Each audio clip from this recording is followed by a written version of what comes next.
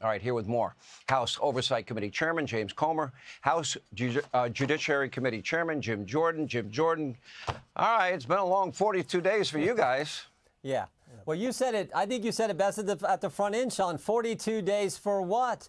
They didn't change anything we had in the big, beautiful bill, all the good things we did there that they were talking about initially. They didn't change anything in this failed Obamacare that they want to continue to subsidize. But they did make it tough on military families, air traffic controllers, American families in general, all to appease the left and all to go after President Trump.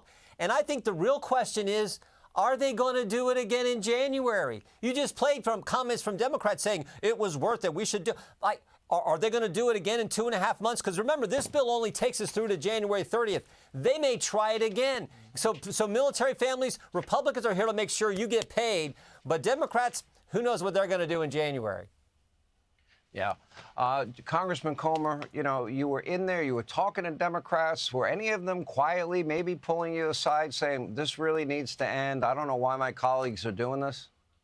I think there's a fear. There are a few moderate-minded Democrats in the House. There are a few, obviously, in the Senate. And they are looking at what's happening with the Democrat Party. Just like you said in your monologue, Sean, this is a party that has been taken over by the socialist wing. Ocasio-Cortez is the leader of the Democrat Party in Congress. It's not Chuck Schumer. It's not Nancy Pelosi or Hakeem Jeffries. It's Ocasio-Cortez. And anyone who dares work with a Republican or work with President Trump, if you're a Democrat, you're going to be Joe Manchin, you're going to be Kristen Sinema, you're going to be pushed out of the Democrat Party and replaced with a like-minded socialist like Ocasio-Cortez. There's a lot of new information in the new filings in the Comey case as it relates to Comey and whether or not he lied to Congress. I'll ask both of you, because both of you have been involved in investigating this. Congressman Comer, we'll start with you. Yeah, I don't think there's any question he lied to Congress. And, you know, I've said this all along. We have to hold people accountable who lie to Congress, or there's no point in having congressional hearings. What's the blowback to being dishonest under oath in a congressional hearing? So there's no doubt in my mind he lied.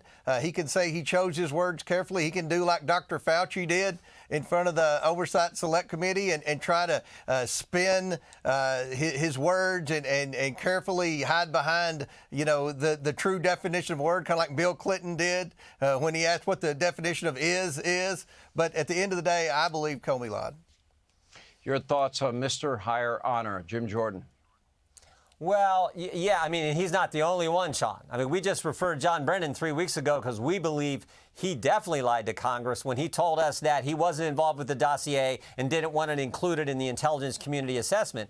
Only problem is, Tulsi Gabbard declassified and released a report from the House Intelligence Committee, which said just the opposite, said he was involved, did want it in. In fact, he was approached by a CIA official who said, Mr. Brennan, this dossier doesn't hold up. We shouldn't include it. Brennan's response was, yeah, but doesn't it ring true? Showing his motivation, his motive was to just go after President Trump, even though the evidence wasn't there. So not only Comey, but Brennan, and frankly, we're looking into Jack Smith and his team because two of his deputies who we've already deposed took the Fifth Amendment 71 and 73 times respectively to some basic questions. And so we're working on getting the documents from Cash and from Pam Bondi at the Justice Department. So we're ready for the deposition when we bring Jack Smith in real soon.